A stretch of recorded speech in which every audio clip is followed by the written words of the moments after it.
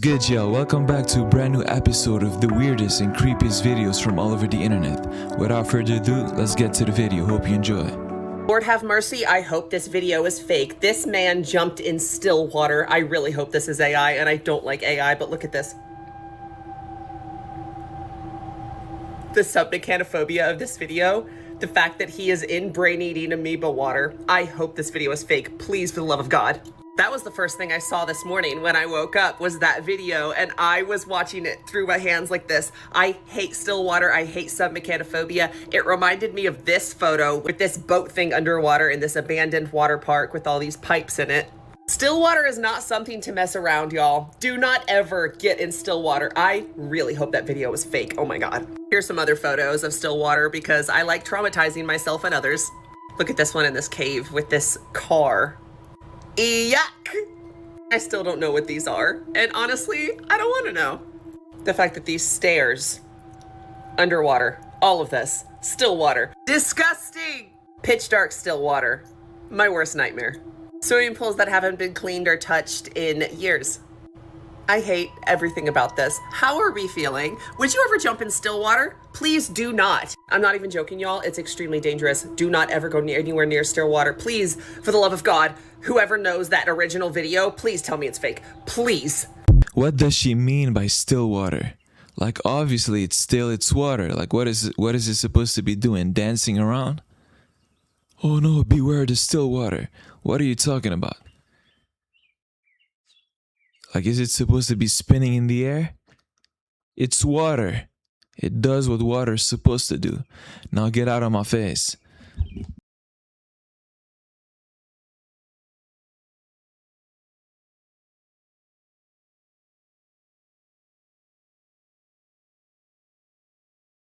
I'd like to share with you some good things happening in the world right now. 18 rescue workers worked for over 6 hours to save a dog that was trapped underground. A new study is saying that music and museums are slowing our age by up to at least 4%, having a similar effect on our body as exercise would. A turtle was found with thousands of leeches and their eggs covering his body. And even though he's now down one flipper, the veterinarians were able to bring him back to full health and put him back into the wild. The U.S. Department of Agriculture recently screened 3.2 million commercial pigs, not finding a single parasitic worm in a single pig. Miss Universe Thailand wore a gown made from soda can tabs. It was to honor her garbage collector parents and to show that worthless trash can still shine. A principal who heroically tackled a school shooter was crowned prom king. He took a bullet to the leg, tackling the gunman just seconds after he entered the school, and no students were injured. My name's Adorian. Follow me to find out some more good things tomorrow. This may sound a little weird, but I did honestly apply to become Miss Thailand, but obviously they rejected me. They were like, "Sir, you're a 6'3" bearded beast. Get out of here, you're trespassed." Oops, I tried. Excuse my cringiness. I won't stop. This story comes out of Missouri. There was this man named Phil. And he said this one weekend, him and his wife decided to go camping in the Ozarks. They had this area that they would go to, which was a friend's property. And they had kind of set up like this cleared area where they could camp for the weekend. So they go there, they set up their tents and everything, and he's enjoying his time with his wife. Well, he said later that night, they go to bed and they are in their tent when he just like has this really bad dream. And in the dream, there is something like running through the woods and it's chasing him. And he said all of a sudden this thing turns and it starts going after his wife. And then boom, he wakes up. And he said when he woke up, he looked over and his wife was gone. She wasn't in the tent. So he starts freaking out like what's going on? Like, where's my wife? So he got up and goes outside of the tent and he starts yelling for his wife. She's not responding. So he goes off in the woods and he's looking around for her, yelling her name. And then in the corner of his eye, he sees something moving in the woods. So he goes in that direction and there's his wife. And she's just standing in the woods, like looking up at the sky. And so Philip is like, "Hey, what are you what are you doing out in the woods? Like, you had me scared. Like, I thought something happened to you. And she's like, oh, everything's okay, honey. I was just outside catching some fresh air. And he's like, okay. Well, do you want to come back to bed? She said, yeah. So they go back to the tent and they go to sleep. And the rest of the camping trip, right, is fine. They go back home. Well, he said ever since that night, his wife was just kind of different. Like, something was off about her, and he couldn't really explain it. But there was a slight change in her voice and a slight change in kind of her personality and her mannerisms. And every so often, she would look at him and give him kind of this weird smile, and it just made him feel very uncomfortable. Well, he said one night, him and his wife, they go to bed, and they're just laying in the bed. And he said all of a sudden, his wife, her voice like changed. And she started saying, like, I'm going to get you, Phil. I'm going to get you. And he's like, what are you talking about? And she's like, I'm going to get you. I'm taking you back to the woods. And he's like, what's going on? And he said all of a sudden she jumped on top of him and started holding him down. And she was shaking him and up in his face, like yelling all kinds of swear words at him. And he said, like, he couldn't figure out how she had this much strength, because she normally wasn't like a very strong person, but she was fully holding him down. He couldn't get up out of bed. And he said all of a sudden, like, he pushed her and she kind of like fell backwards onto the bed. And he said the next thing he knows, he sees this light leave her body and then go out the hallway. He hears the front door open and then close. And this wind kind of just blew through the house. And then he said everything was silent. And his wife was like, what's going on, honey? And she was like normal again. And she was completely confused about what had happened. And she couldn't remember anything up to that point when they had went on the camping trip. And he felt like something had taken over his wife. Honestly, I'm very jealous of this relationship. I mean, it's so romantic and loving. I wish I had a relationship with a woman that was this loving, you know? Like, I'm jealous and envious. This is beautiful. Over his wife. When I was growing up, I was always one of those kids who would see spirits and see ghosts and all sorts of different things going on in the house. And I actually grew up in a house that was definitely very haunted. We had a lot of experiences of hearing footsteps or hearing knocking on the doors, doors getting slammed shut, all sorts of different stuff like this. And there was actually a period of my life when I was really young where every single night I would get woken up at, like, who knows, the middle of the night at some point.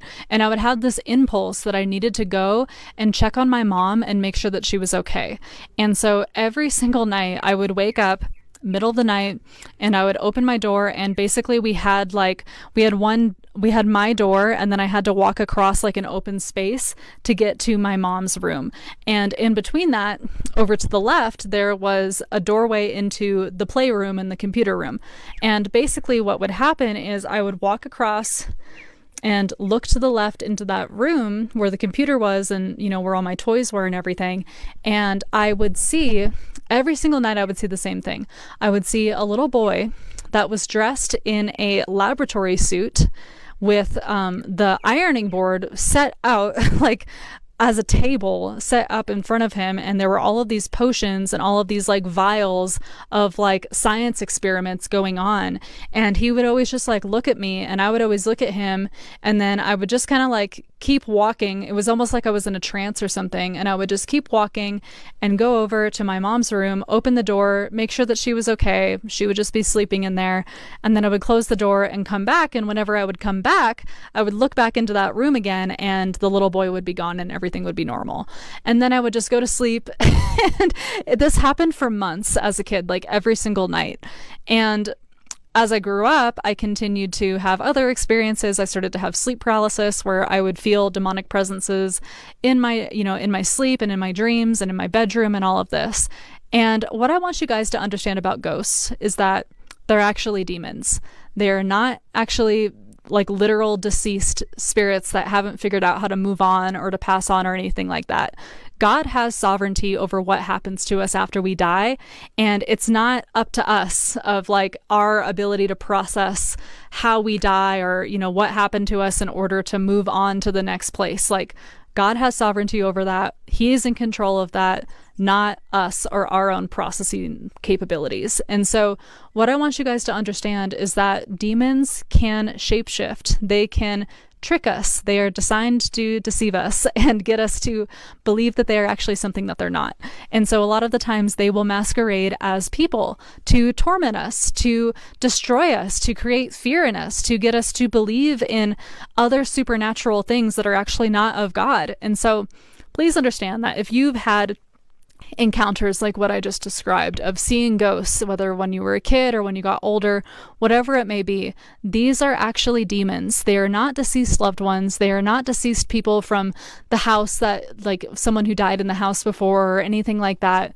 They are demons. They are trying to deceive you. And if you ever have one of these encounters and you're getting freaked out by it and everything, please know that you can call on Jesus to help you. Demons flee at the name of Jesus. And please understand that, like, if you have these encounters, you can call on Jesus for help. He is the one who can actually get these things to end. He is the thing that can actually get these demons to flee out of your life or out of your home or whatever it may be.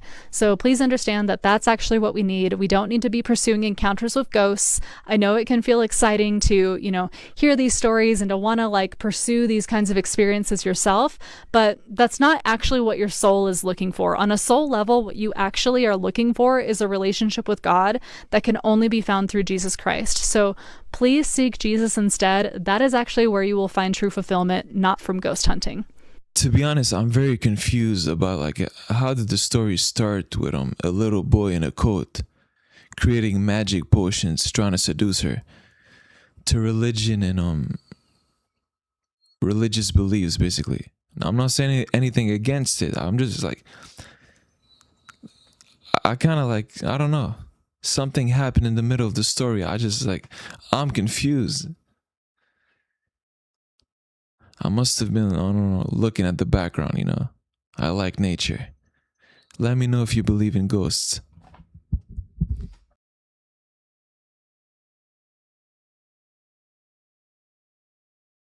On a scale from 1 to 10, how freaked out would you be if you learned that something not entirely human had been living inside your vent, watching you sleep every single night? Well, do I have a story for you. So there was this guy, we'll call him Jerry, and he'd only been living in his new place for a couple of weeks when he began hearing a series of very strange noises. Every single night, just after 3 a.m., Jerry would wake up feeling like someone was watching him. He would be completely drenched in sweat, heart racing, grab his glasses and start looking around the room, but there was never anyone there. But when he would finally just settle back into bed, he would hear this soft scraping sound coming from right above him. And one night, after who knows how long of pretending it wasn't real, he finally looked up and realized that the noise was coming from the ceiling vent, the one directly over his bed. This went on for weeks. Every single night, like clockwork, Jerry would wake up at 3 a.m., stare at the ceiling vent until the noises stopped, and then eventually just drift back to sleep. He was fed up, he was exhausted, he was sick of waking up in the middle of the night, so he went out and bought one of those little in-home security cameras, set it up in the corner of his room, aimed it right at the ceiling vent, and figured that this should give him the answers he was looking for. And at first, there really wasn't anything super unusual. Every morning, Jerry would check the footage, he'd see himself wake up around 3, hear the scraping, maybe toss and turn a little bit, then just fall back asleep. But then things started getting weird, because right after Jerry would fall asleep, the vent cover would start to move like something was pushing it open from the inside, and then the camera footage would cut out, only coming back a few hours later, usually when Jerry was waking up for work. So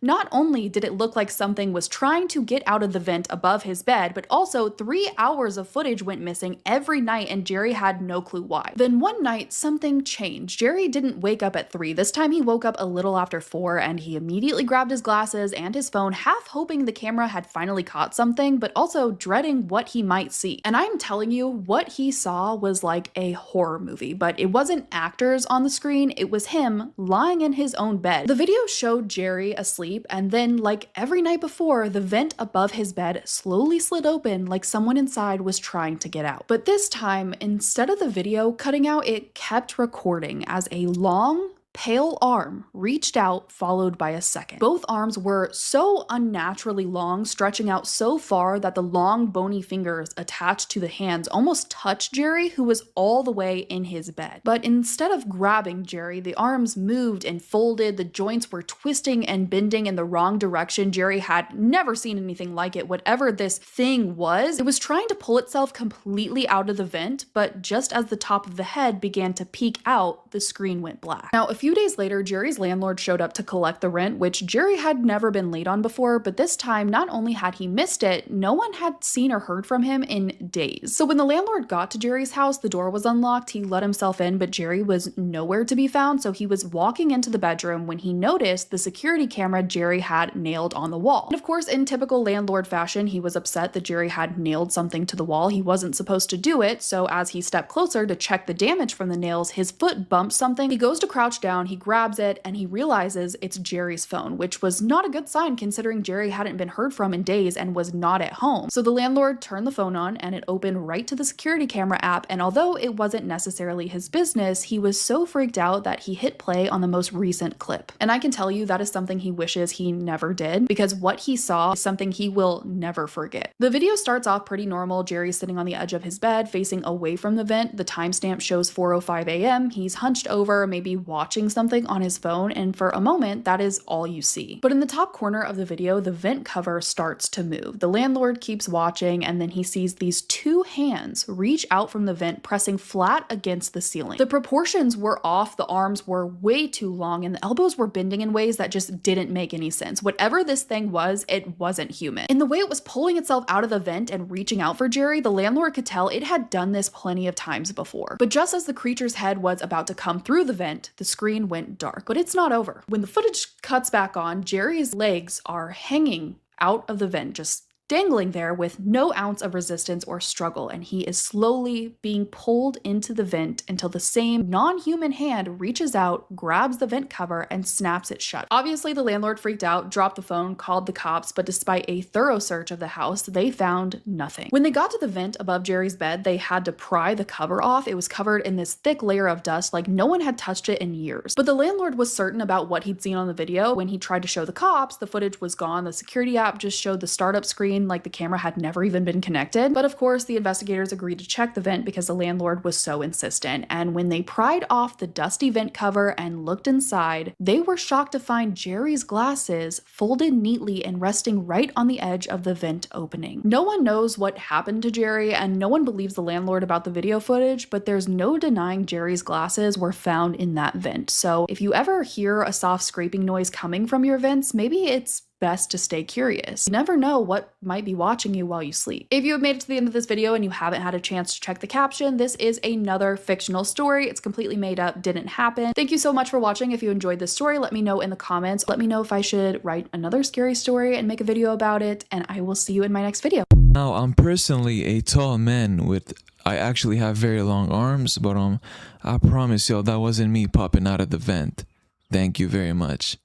Been our first red flag. This was in the back of the house when we were touring the house. It's a fence made of these disgusting doors. That was the first creepy vibes, but we kind of overlooked that because this is a really big, nice house that we got for an amazing deal during like peak COVID when the market was crazy. The basement, I would never go in here. I hated being down here. Use this for storage, and if we had to put anything down here, we would literally just like stand at the top of the stairs and throw it down. Here's how it was staged for us. So I would sit like right here because this was where our couch was, and behind me I would hear clicking sounds. Actually, the clicking sounds would come from this wall right here where I am at.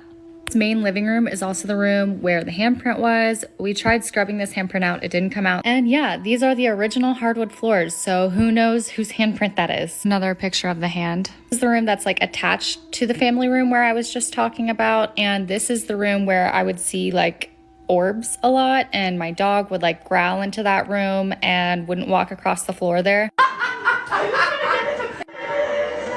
I had people over a few times at that table exactly, and my cousin like swore out of the corner of her eyes like she could see stuff like zooming around. I think our ghost really liked that room, and then the hallway upstairs, and then the attic. Example of us trying to get our dog to walk across the hardwood floors. She would not do it, and when she did, it was after lots of begging her to come, and this is how she looked. That dog does not look happy. My dog would randomly growl at our chandelier in the living room, and she would also like go to the front room because we had a rug up there and like just sniff around, and I'll show you the videos of that. What's wrong?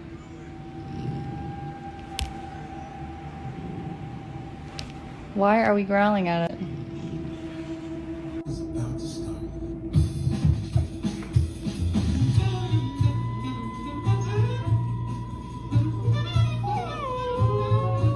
What the could you be crying about now? What could you be crying about?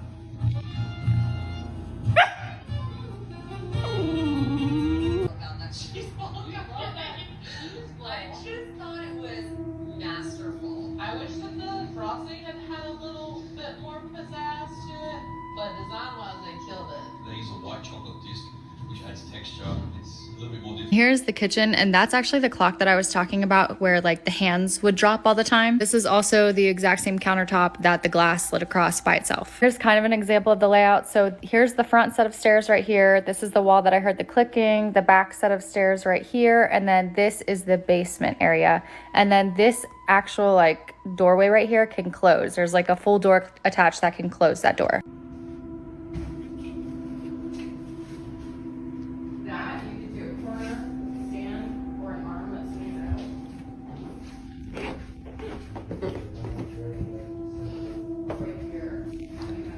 One of the bedrooms.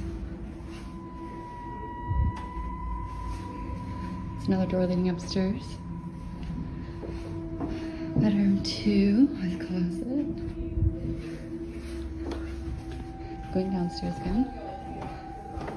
Bedroom 3 with the closet here. This is the backyard to the creepy doors. Then there's the bathroom here. Double vanity. Love that. I think this one will probably end up being the master. Let's go upstairs. So there's the little pocket door right there. This is cute. This will probably be the in-law suite. On top, overlooking the outside. I love this. I don't know what that is. A little walk-in closet. And then the bathroom. I don't know if this is a coincidence or just a bad omen, but right after we moved out of that house and into our new apartment, the same month I got a stalker. Anyways, y'all, video is now officially over. Hope you enjoyed it, and I'll see you in the next one. Peace out, everybody.